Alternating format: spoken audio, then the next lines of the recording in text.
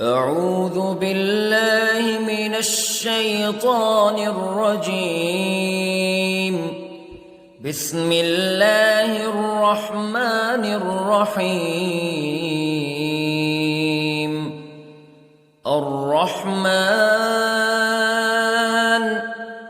علم القرآن خلق الإنسان علمه البيان.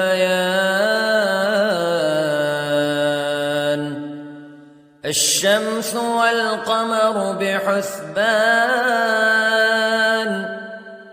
والنجم والشجر يسجدان والسماء رفعها ووضع الميزان ألا تطغوا في الميزان وأقيموا الوزن بالقسط ولا تخسروا الميزان.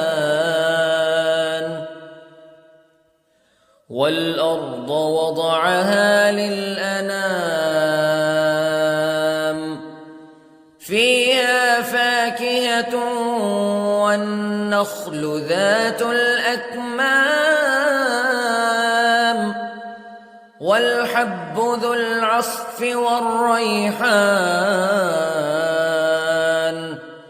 فبأي آلاء ربكما تكذبان. خلق الإنسان من صلصال كالفخار وخلق الجان من مارج من نار فبأي آلاء ربكما تكذبان. رب المشرقين ورب المغربين فبأي آلاء ربكما تكذبان. مرج البحرين يلتقيان بينهما برزخ لا يبغيان فبأي آلاء ربكما تكذبان. يخرج منهما اللؤلؤ والمرجان فبأي آلاء ربكما تكذبان. وله الجوار المنشآت في البحر كالأعلام فبأي آلاء ربكما تكذبان. كل من عليها فان ويبقى وجه ربك ذو الجلال والإكرام فبأي آلاء ربكما تكذبان. يسأله من في السماوات والأرض كل يوم هو في شأن فبأي آلاء ربكما تكذبان. سنفرغ لكم أيها الثقلان فبأي آلاء ربكما تكذبان.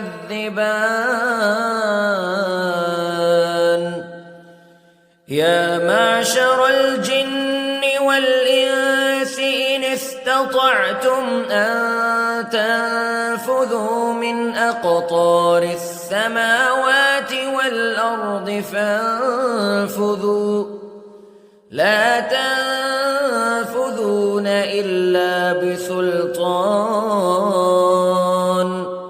فبأي آلاء ربكما تكذبان يرسل عليكما شواظ من نار ونحاس فلا تنتصران فبأي آلاء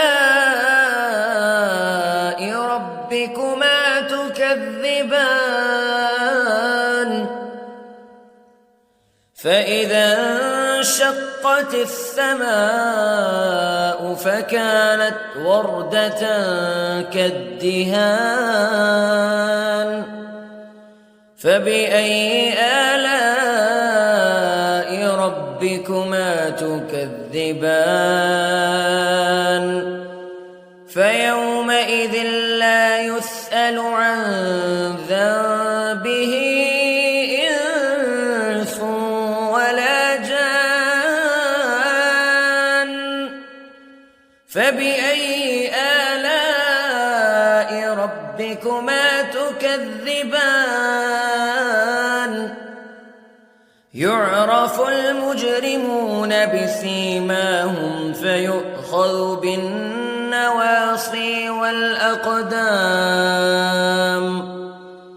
فبأي آلاء ربكما تكذبان هذه جهنم التي يكذب بها المجرمون يطوفون بينها وبين حميم آن فبأي آلاء ربكما تكذبان ولمن خاف مقام ربه جنتان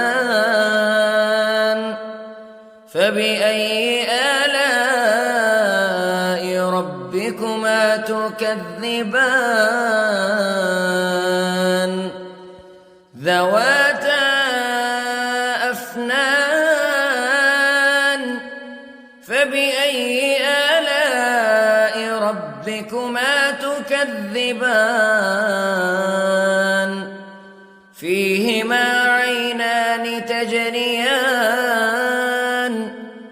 فبأي آلاء ربكما تكذبان فيهما من كل فاكهة زوجان فبأي آلاء ربكما تكذبان متكئين على فرش بطائنها من استبرق وجنى الجنتين دان فبأي آلاء ربكما تكذبان فيهن قاصرات الطرف لم يطمثهن إنس قبلهم ولا جان فبأي آلاء ربكما تكذبان كأنهن الياقوت والمرجان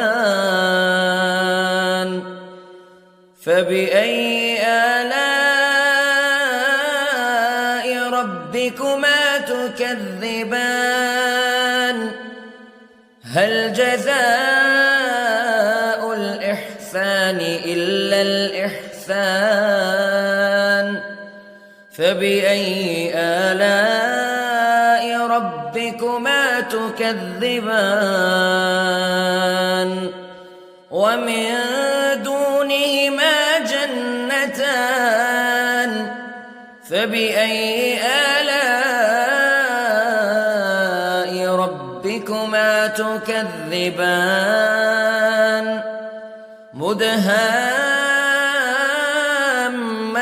مدهامتان فبأي آلاء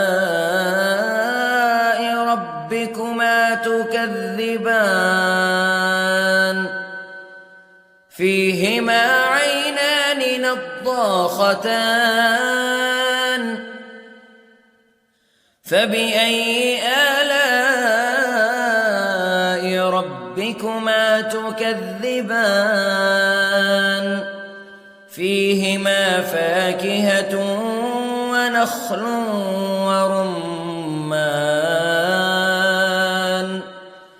فبأي آلاء ربكما تكذبان فيهن خيرات حسان فبأي آلاء ربكما تكذبان حور مقصورات في الخيام فبأي آلاء ربكما تكذبان لم يطمثهن إنس قبلهم ولا جان